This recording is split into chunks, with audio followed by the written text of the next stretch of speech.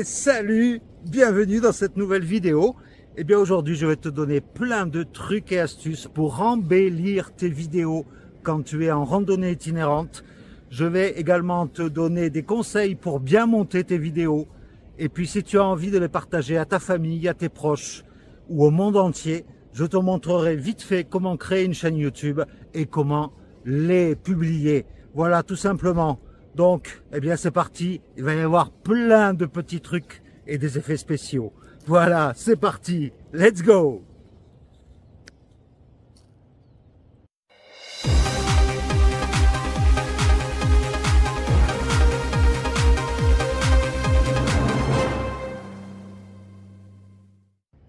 Alors, premier truc important pour avoir de belles vidéos quand tu es en randonnée itinérante avec un smartphone, bien sûr, tu ne vas pas te trimballer avec ton PC portable avec toi. Eh bien d'abord, c'est la stabilisation. Et la stabilisation avec un smartphone, le plus important, c'est de le tenir à deux mains déjà. Quand tu fais un beau panorama sur un paysage, eh bien tu tiens ton téléphone à deux mains. À la limite, tu tends bien les bras et ton téléphone sera bien stable pour faire ta prise de vue. Alors bien sûr, si tu as un stabilisateur incorporé dans ton smartphone, c'est encore mieux. Comme sur le mien, eh bien l'image elle bougera beaucoup moins, même quand tu es en mouvement. Donc ça donnera quand même une image beaucoup plus sympa que de voir une vidéo qui tremble sans arrêt sur une vidéo. C'est très désagréable. Une autre solution pour avoir des vidéos stables, c'est bien sûr d'utiliser aussi un stabilisateur externe comme celui que j'ai, qui est le DJI Osmo Mobile 3, que tu peux trouver aux alentours de 80 € maintenant sur Internet. Et avec ce stabilisateur-là, tu auras, alors à coup sûr, des images stables. Deuxième point important, c'est la composition de l'image. C'est-à-dire que pour t'aider à ce que ta vidéo soit avec un beau rendu, tu peux activer tout simplement le système de grilles sur ton smartphone, comme tu peux le voir là. Et ces grilles-là, en fait, ils vont t'aider, par exemple, à cadrer quand tu es face caméra ou quand tu filmes quelqu'un, à ce que le visage de la personne soit à l'intersection d'une des quatre lignes horizontales et verticales. Donc, soit là, soit là, soit là, soit là.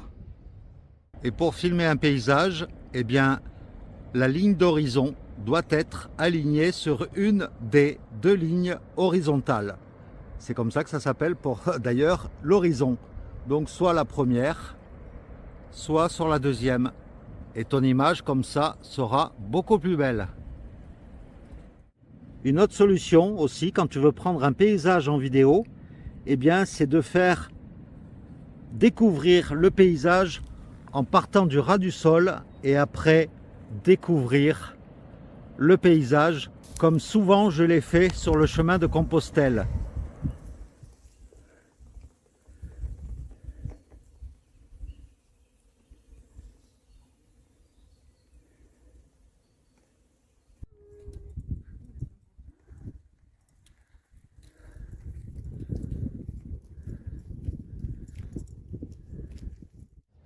Quand tu es face caméra, comme moi je le suis là actuellement, le principal c'est qu'il faut éviter les plans fixes trop longs. C'est-à-dire que dans ton montage, ou alors pendant que tu filmes, tu peux varier les plans en faisant un petit zoom avant, ou alors un petit zoom arrière, ou alors tu peux couper au montage et faire des petits zooms dans ta table de montage pour que l'image soit pas tout le temps sur le même plan. Voilà, c'est juste pour casser la routine et ne pas lasser le spectateur qui regarde ta vidéo. Un autre élément important, c'est de filmer absolument à l'horizontale, comme au cinéma. Je sais qu'en ce moment, c'est la mode des vidéos verticales, mais franchement, en horizontal, tu as déjà un champ de vision beaucoup plus important et puis ça fait plus pro quoi. Donc voilà, c'est déjà une règle essentielle. Parce que là, je prends l'exemple, au format vertical, le paysage, tu vois pas grand chose. Alors que là, tu vois déjà un peu plus de choses. Et si tu passes avec la caméra grand angle de ton téléphone, eh bien tu verras encore plus de choses. Une autre chose importante aussi, c'est de faire des transitions complètement naturelles sans avoir besoin d'un logiciel de montage. Alors par exemple, comme tu peux le voir sur l'écran, tu peux faire un paysage et finir ton plan sur un objet, ça peut être une écorce d'arbre, ça peut être n'importe quoi. Et le plan d'après, tu repars d'une autre écorce d'arbre ou d'un autre objet qui est à peu près de la même couleur et tu redécouvres un autre paysage complètement différent. Tu peux faire pareil également avec une couleur similaire dans laquelle tu vas faire une transition. Ou alors, tu peux faire aussi des transitions toutes simples avec la main. Voilà, on a tous une main. Eh bien, tu peux faire comme ça, par exemple.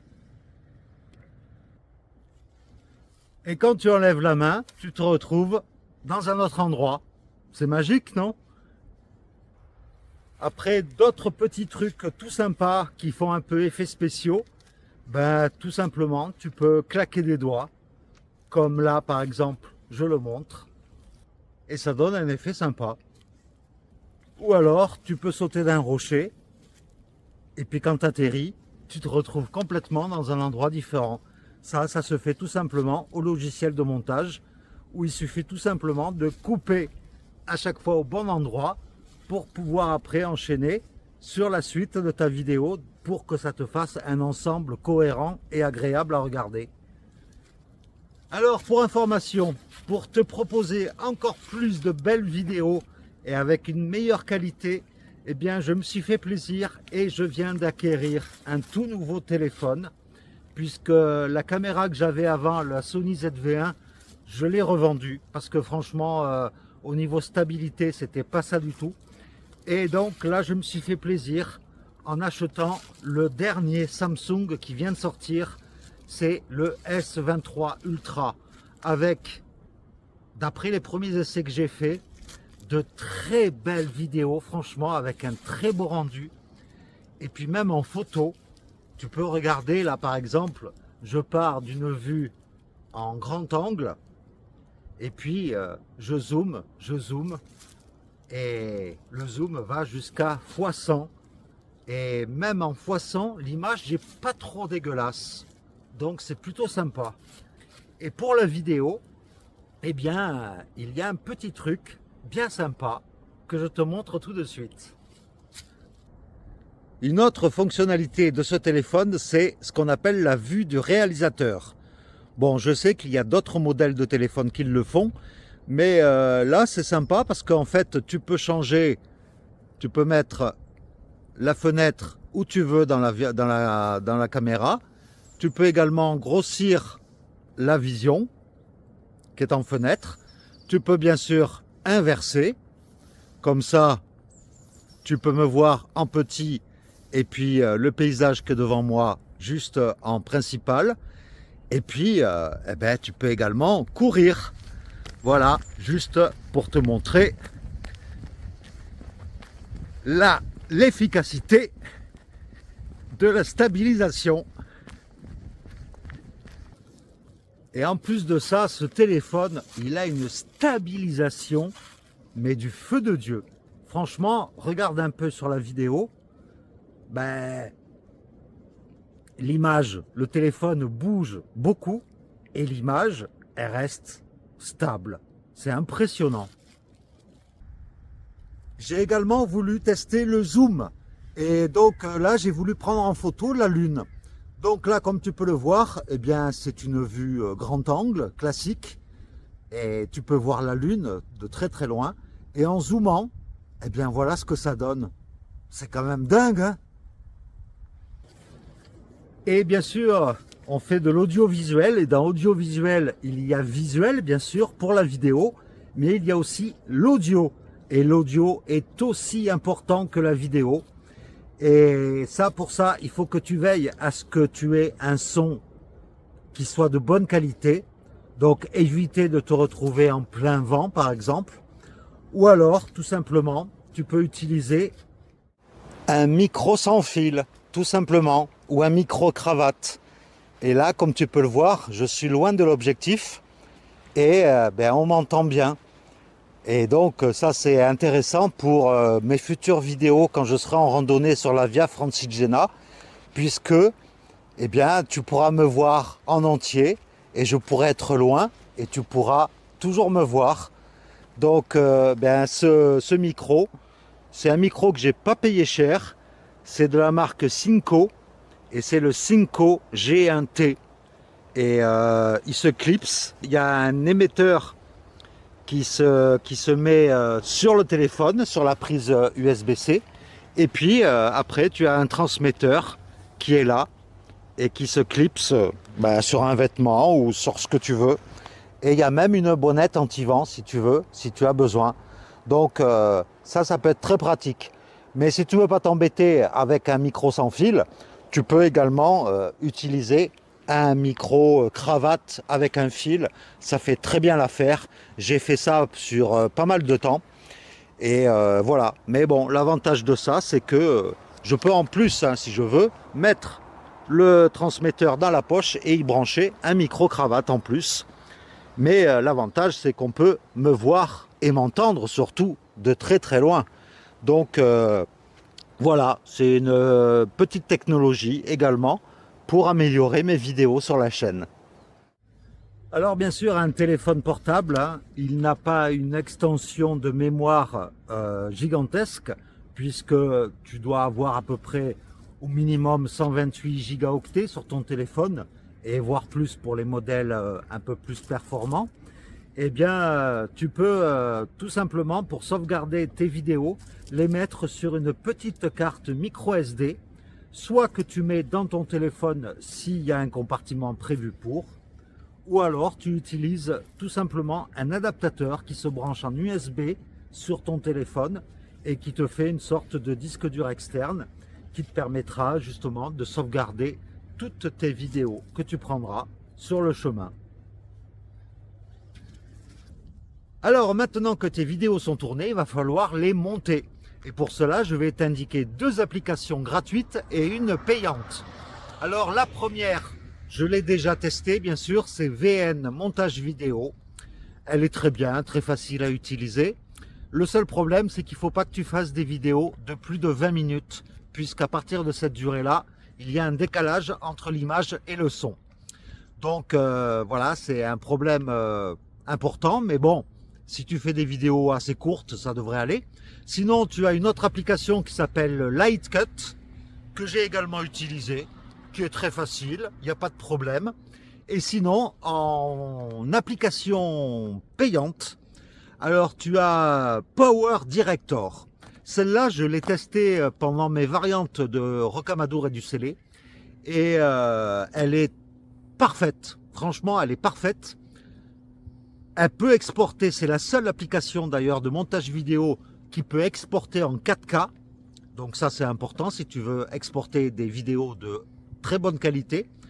Et au niveau de l'abonnement, parce que ça marche par abonnement, cette application, alors je prends mes notes, elle part de 2,33 € par mois si tu t'abonnes pour un an, jusqu'à 8,49 € par mois si tu payes tous les mois.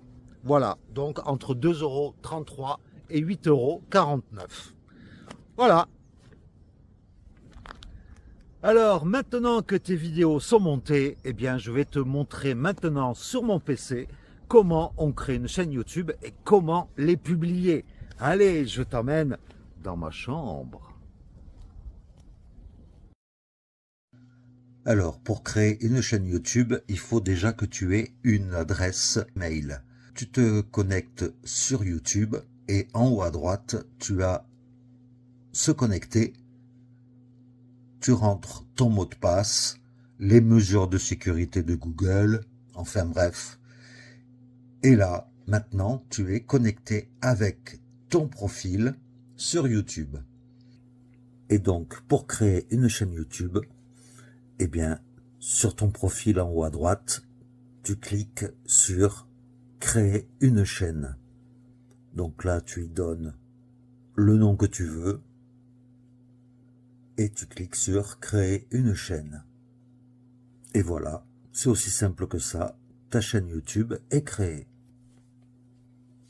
Alors, pour mettre en ligne une vidéo, c'est simple, depuis l'application YouTube, tu cliques juste en bas au milieu sur le petit plus, mettre en ligne une vidéo, tu choisis parmi la vidéo que tu veux mettre en ligne sur ton téléphone. Là, tu peux choisir un titre, une description, des mots-clés, enfin ce que tu veux.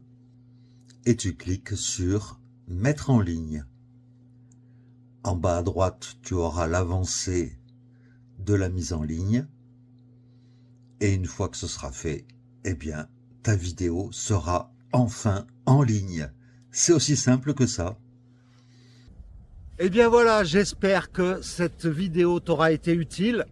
Et sache que la semaine prochaine, je te présenterai tout mon sac à dos pour partir sur la Via Francigena, puisque mon départ approche rapidement.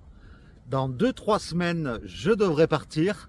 Donc, si ça t'intéresse, eh bien, tu peux toujours t'abonner, ça fait toujours plaisir.